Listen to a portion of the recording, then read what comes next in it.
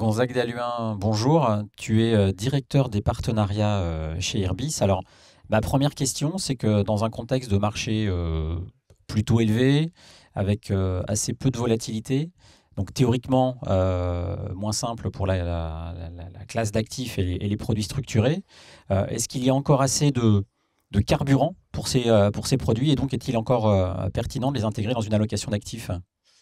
Eh ben, bonjour Cédric, je suis ravi d'être avec toi aujourd'hui. Effectivement, très bonne question. Le contexte de marché actuel peut sembler de prime abord moins pertinent pour la classe d'actifs, pour les produits structurés, et notamment en raison effectivement de la volatilité qui est à des niveaux quasi au point bas depuis près de 3 ans.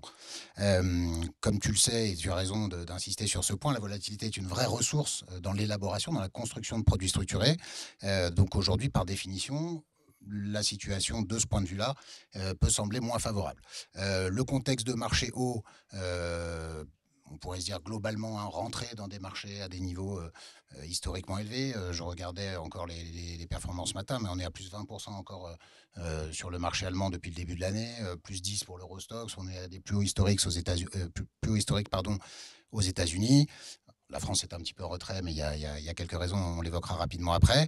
Malgré tout, dans ce contexte-là, les produits structurés, et c'est leur force habituelle, ont la capacité à s'adapter. On continue évidemment de penser que cette classe d'actifs a toute sa place dans les allocations de nos partenaires.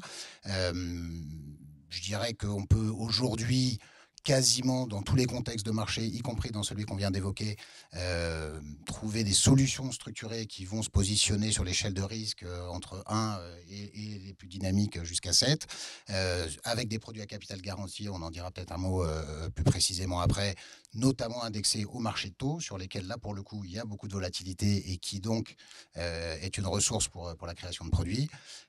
Et sur la partie plus équilibrée ou dynamique de l'échelle de risque, on continue évidemment à avoir des solutions et on va adapter aussi en fonction du contexte, avec des mécanismes à notre disposition, les structures de produits. Ah, très bien. Pour illustrer ton propos, as-tu des exemples de produits actuellement ou en cours de commercialisation ou des produits à venir?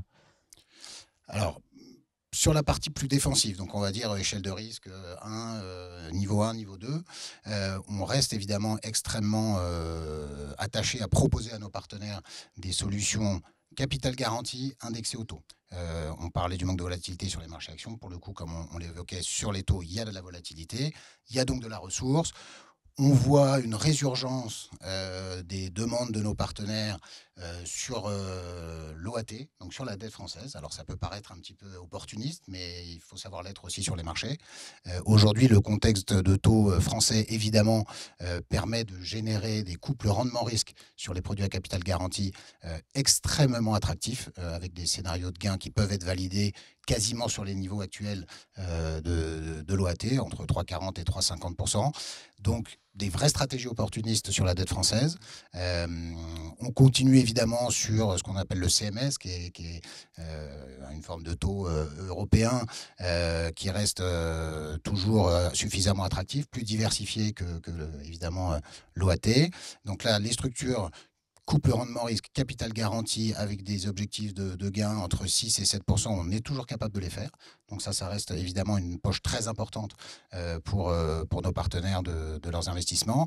Et puis je dirais sur la partie action, le cœur de portefeuille du produit structuré, ça reste l'indice, le sous-jacent indiciel, avec des grosses capitalisations boursières diversifiées, États-Unis, Europe. Donc ça, on continue à pousser ça auprès de nos partenaires. Évidemment, le contexte moins volatile sur les marchés actions fait qu'on a des couples rendement-risque qui peuvent potentiellement être dégradés.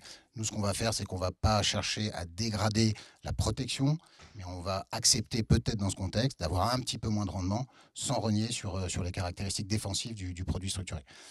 Et le dernier élément, peut-être sur la poche un peu plus dynamique de l'allocation, on continue de proposer à nos partenaires des indices sectoriels, donc là plus en diversification, notamment je pense au secteur de l'énergie, pétrole, utilities, sur lequel il y a encore une forte demande qui soutient le secteur, des niveaux de valorisation qui restent attractifs et des indices sous-jacents qui permettent de créer là pour le coup des structures de produits beaucoup plus attractives en termes de rendement l'environnement notamment. Donc voilà, tu vois, sur toutes les poches de l'allocation, on peut trouver des solutions aujourd'hui qui sont vraiment pertinentes.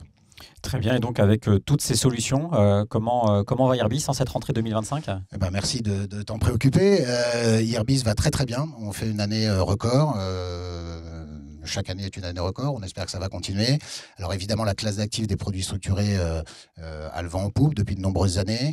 Irbis est devenu un acteur absolument incontournable. On en est très heureux. On continue de recruter pour être dans l'équipe commerciale notamment, pour être encore plus proche de nos partenaires sur le terrain, pouvoir les accompagner, y compris dans des moments parfois d'incertitude. Donc ça, c'est très important. On renforce les équipes. On a une collecte, pour parler chiffres rapidement, qui continue de croître fortement. On est à plus de 2,3 milliards de collectes depuis le début de l'année, à fin août. Donc c'est un chiffre qui nous rend fiers et heureux, voilà, mais qui nécessite aussi qu'on soit digne de la confiance de nos partenaires. Donc on continue à être présent. Et dernier point, on continue de faire évoluer notre outil digital d'agrégation et de suivi des produits structurés, IrbisMap, que tu connais et que beaucoup de nos partenaires plébiscitent, avec des évolutions et peut-être à venir, notamment avec l'intelligence artificielle. Donc voilà, Irbis est toujours en chemin vers les sommets. Merci Gonzague pour cet éclairage. Donc, les produits structurés, une classe d'actifs encore et toujours attractive. Et puis, je te dis à très bientôt sur le terrain pour proposer ces solutions à l'ensemble de nos partenaires. Merci Cédric, Merci, à bientôt. Gonzague.